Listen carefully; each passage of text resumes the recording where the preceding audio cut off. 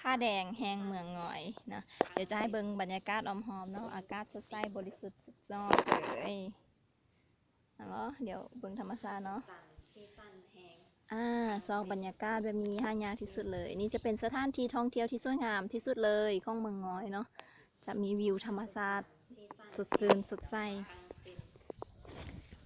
เมื่ออาการบริสุทธิ์แบบนี้แล้วที่คาดพอได้ก็คือเครื่องดื่มเพื่อสุขภาพที่สะอาดบริสุทธิ์นั่นก็คือซูเปอร์ดริงซูเปอร์คอลฟิลนั่นเองด้วยผลิตภัณฑ์ข้างเซนบิวตี้คอลไลบอร์ที่มีส่วนผสมของ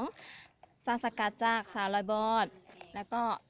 คอลฟิลจากยาฟ้าฟ้าและมอนโตเดกตีนที่ช่วยในการขับล้างสารพิษในร่างกายต่อต้านอนุมูลอิสระต่อต้านมะเร็งยับยั้งการเจริญเติบโตของมะเร็งนั่นเอง และที่สำคัญยิ่งกว่านั้นก็คือช่วยเพิ่มปริมาณเม็ดเลือดแดงลดปริมาณเม็ดเลือดขาวเนาะเฮ็ดให้การเฮ็ดเวียกปกติและดีเมื่อยเพลียวินเวียนเจ็บเกาเมาหัวเมื่อยเพลียอ่อนล้าเนาะการขับถ่ายสะดวกเฮ็ดให้ผิวสวยใสเปล่งปลั่งนะฉะนั้นถ้าได้ที่ต้องการเครื่องดื่มเพื่อสุขภาพอย่าลืมคังเซนบิวตี้คอลลาบอสของคังเซนเคนโก